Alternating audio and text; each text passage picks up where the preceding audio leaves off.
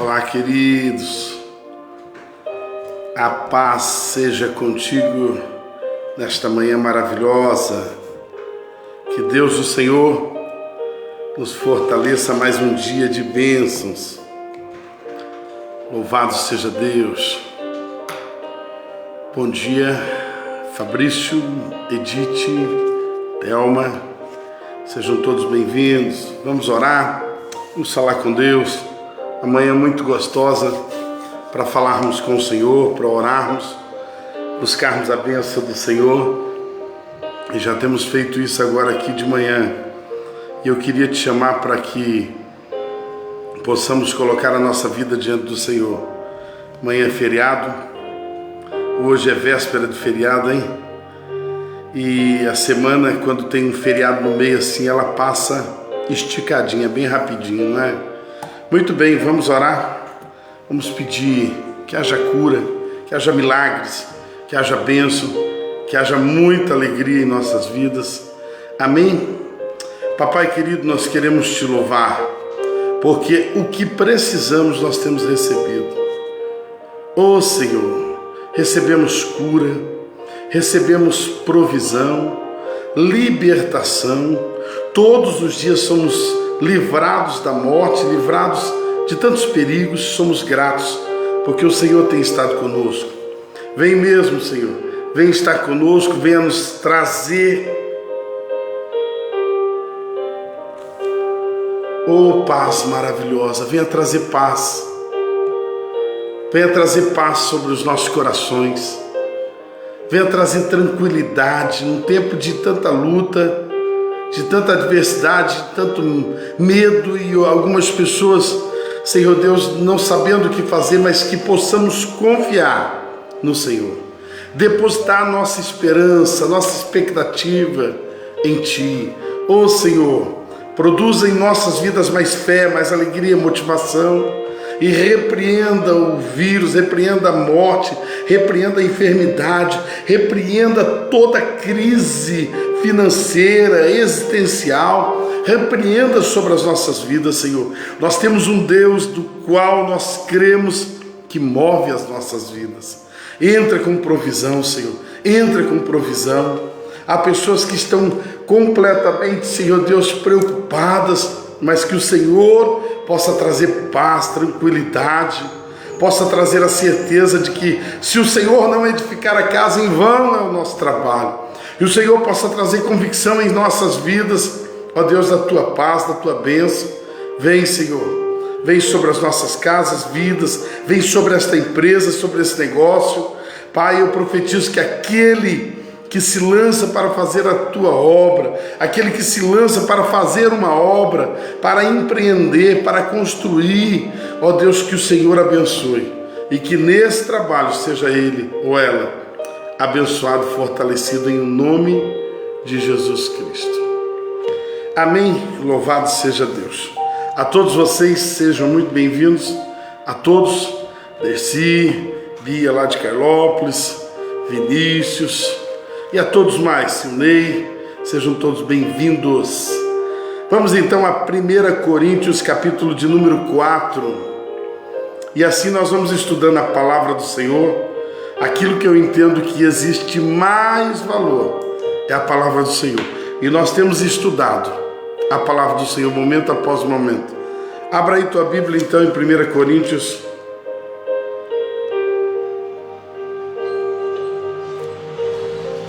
capítulo de número 4, versículo 1. Que os homens nos considerem como ministros de Cristo e administradores dos mistérios de Deus. Além disso, é requerido dos administradores que cada homem seja achado fiel. Muito bem, nós estamos vendo a palavra de Paulo à igreja que estava em Corinto, e é muito interessante relembrar, já falei para você, mas é muito importante relembrar aqui que Paulo estava escrevendo à igreja de Corinto. A igreja de Corinto, ela, estava instalada em Corinto e essa cidade estava em reconstrução. Muita gente nova, muita gente, de outros lugares. Havia uma cultura mista ali e era muito comum as pessoas ali serem filósofas, ou seja, o hobby da cidade era as pessoas, expressar o seu conhecimento. Diz a história, os pesquisadores aí, Flávio José e muitos outros, vão dizer que o costume deles na época era ir para as praças ao final da tarde, principalmente ao final de semana, e eles ali começavam a expressar o seu conhecimento, começavam a falar a respeito do seu conhecimento. Por isso, que a Bíblia vai falar a respeito de Paulo, e vai falar de outros que simplesmente levaram bastante aqui o conhecimento. Veja bem, o versículo 3, 21 vai dizer que Paulo aqui estava denominando ser de Cristo. Mas olha o 22, Paulo diz assim: quer Paulo, quer Apolo, quer Cefas, ou o mundo, ou a vida, ou a morte, ou as coisas do presente, ou as coisas vindouras, tudo é vosso. Ou seja, por isso que ele vai dizer, nós somos de Cristo. Ou seja, o Evangelho é cristocêntrico, nós servimos ao Deus, que pode todas as coisas. Porque o costume da época era esse. A pessoa ia para uma praça e ela ouvia, vamos dizer, Paulo falar, e ela dizia, sou de Paulo. Paulo é o fundador da igreja, então eu sou de Paulo. Outro ia para a praça e via ali Apolo falar. Via Apolo falar e logo falava, eu sou de Apolo. Eu sou de Apolo. Porque Apolo é apóstolo, ou melhor, Apolo é erudito na palavra do Senhor e tal, e ele dizia, eu sou de Apolo. O outro, por sua vez, ouvia Cefas falar e dizia, olha, eu sou de Cefas. Então, o que Paulo está querendo trabalhar na igreja? Divisões. Porque a igreja não é de Júnior, não é de Paulo, de Pedro, de Cefas, de João, de Maria, não. A igreja é de Jesus. A igreja é de Jesus. Eu sirvo ao Evangelho de Jesus. Quem morreu na cruz não foi eu, foi Jesus Cristo de Nazaré. Então Paulo estava tendo um problema com a igreja que era esse, uma igreja dividida. E agora Paulo vai começar o capítulo 4 falando a respeito de que os homens consideram ministros de Cristo e administradores do ministério de Deus. Administradores, ele está falando de mordomia aqui. O mordomo na casa do servo, ele era, aquele que iria servir em todos os momentos, ou seja, o mordomo, ele estava à disposição inteira do seu mestre, aquele que era o seu dono ali, o dono da casa, ele mandava. E o mordomo, ele tem uma função, ser administrador. O mordomo, ele tem um administrador, assim como hoje, a dona de casa, ela controla. Hoje é frango, amanhã é carne, depois da manhã é macarronada, ele controla. Ou seja, não é todo dia macarronada, chega uma hora que acaba ou enjoa. Mas ele é um administrador. Qual era a função do mordomo? O mordomo, ele tinha essa função. Ele controlava, ele administrava. Ele não deixava nenhuma coisa de mais, nenhuma coisa de menos, ele administrava. Ele tinha a responsabilidade de administrar isso. Aqui eu já consigo fazer uma aplicação para você. O Evangelho, nós todos somos dispenseiros do Senhor.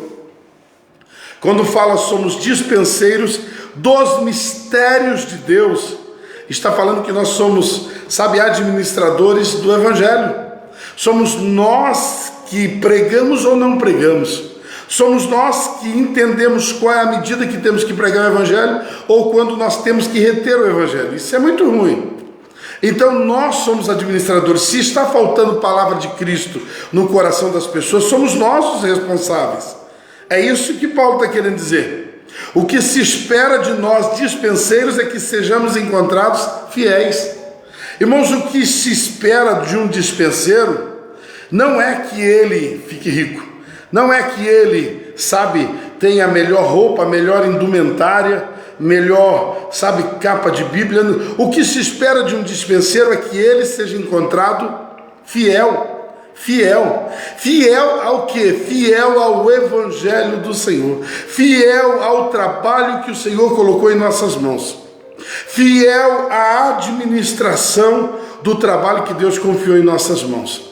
Deus te deu primeiramente um trabalho. Marcos 16:15 vai dizer: ide por todo mundo e pregai o evangelho a toda criatura. Mateus 28 vai dizer da grande comissão. A grande comissão é ide, portanto, por todo mundo, fazer discípulo de todas as nações, batizando em nome do Pai, do Filho e do Espírito Santo. Então essa mensagem é nossa responsabilidade. Irmãos, o que tem de mais importante hoje para se pregar se chama Evangelho. Evangelho.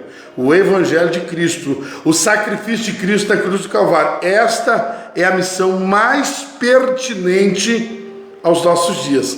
O que eu tenho que fazer, pastor? Pregar o Evangelho.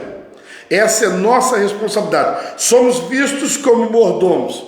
O mordomo na casa do seu senhor, ele ali era responsável por administrar as coisas para que a limpeza estivesse ao seu lugar, a comida ao seu lugar, sabe, todas as coisas organizadas ao seu lugar.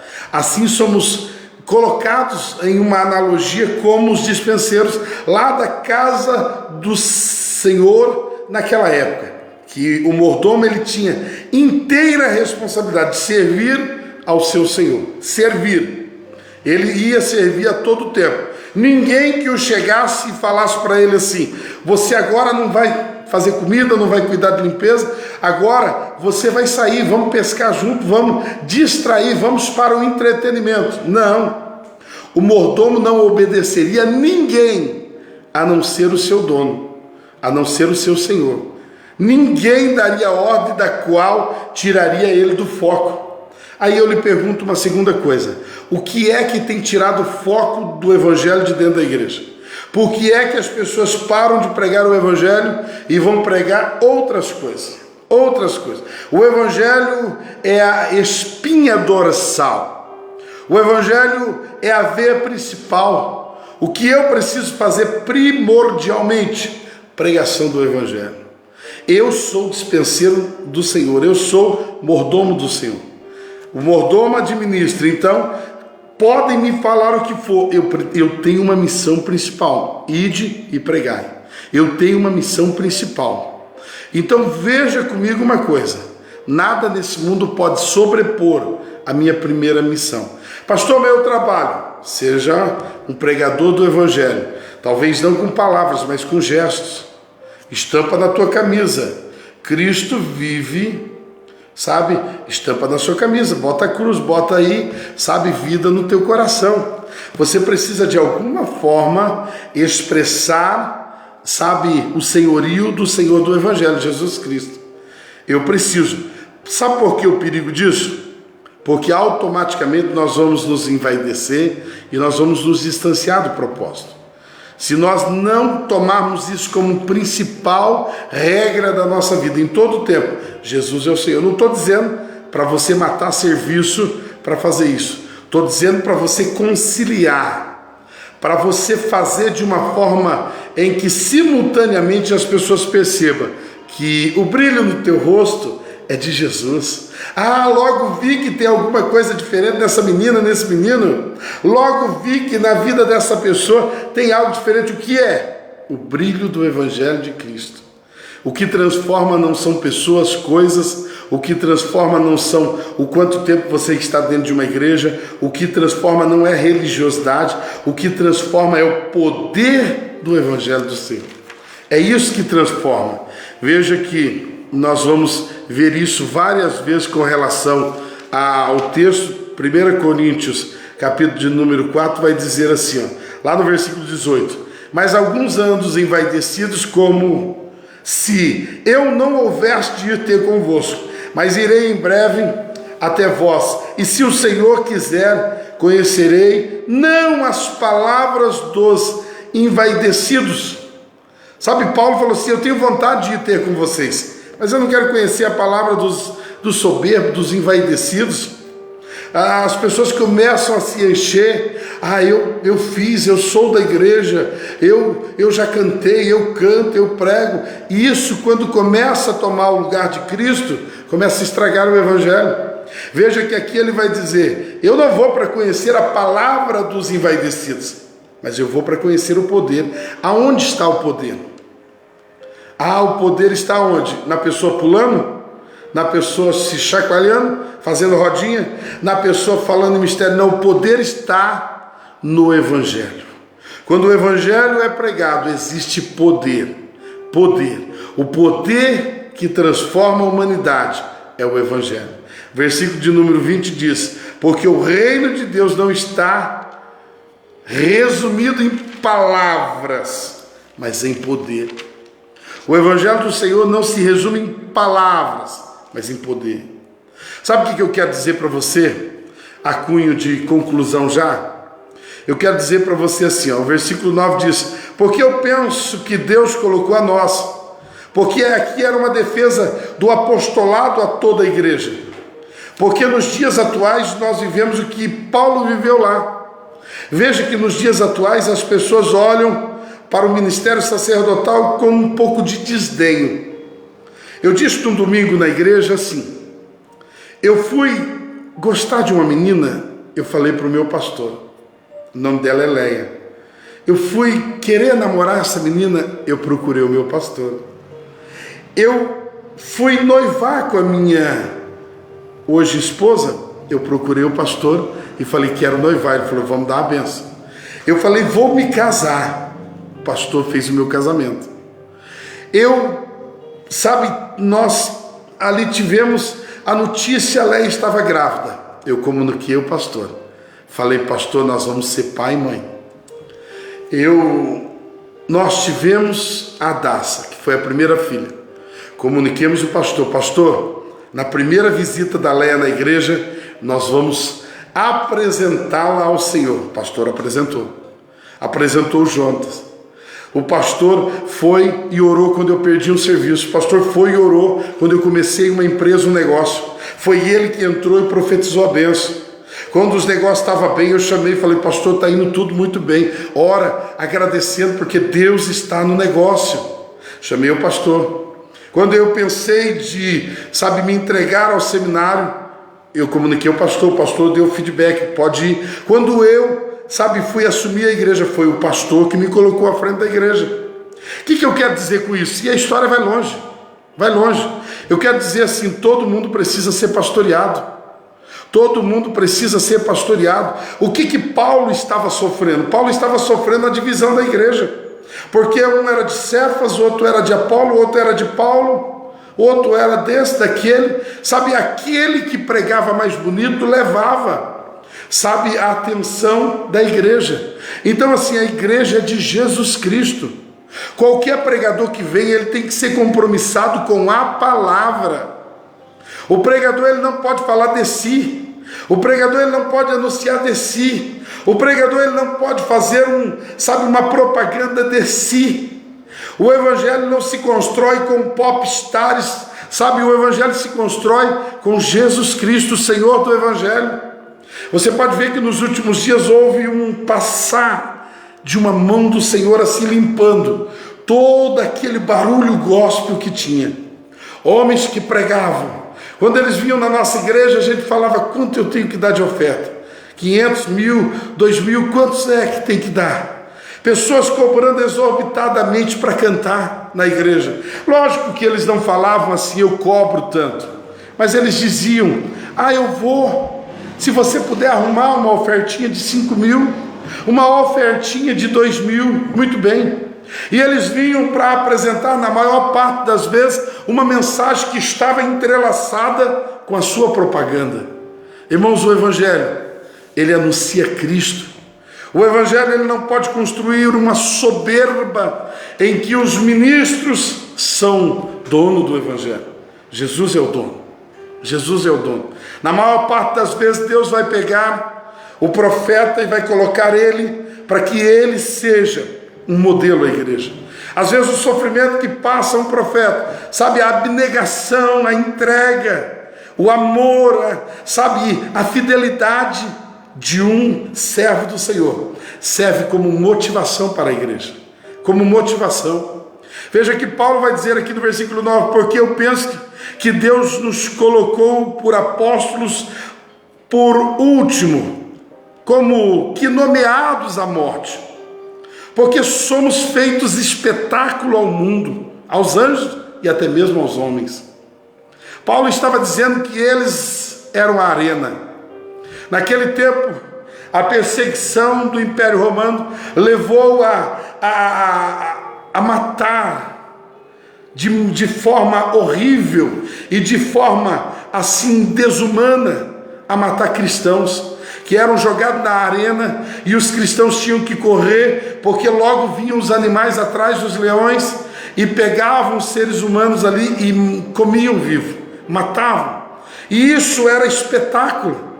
Sabe, a arena era ali colocado os cristãos, os animais os devoravam, e enquanto isso a plateia ovacionavam eles.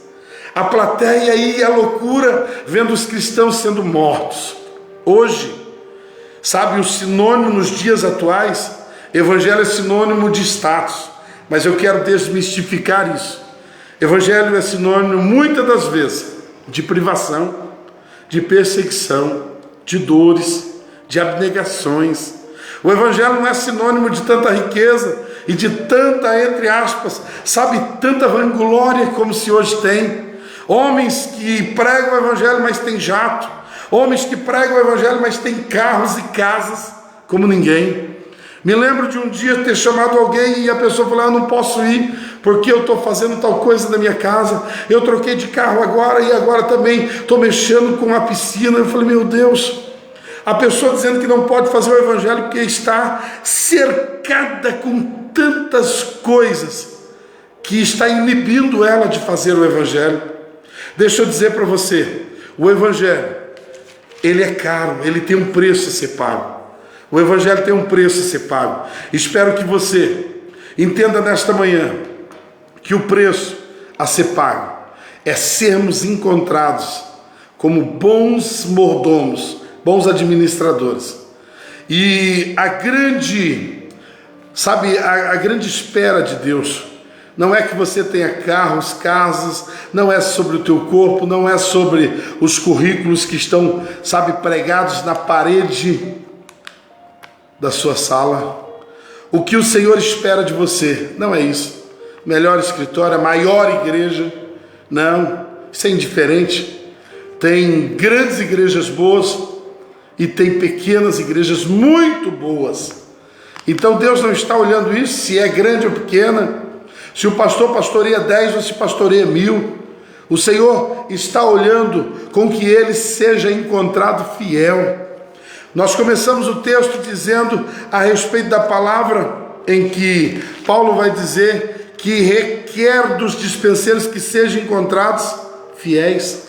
Fiéis a Deus, fiéis ao ministério, fiel à tarefa.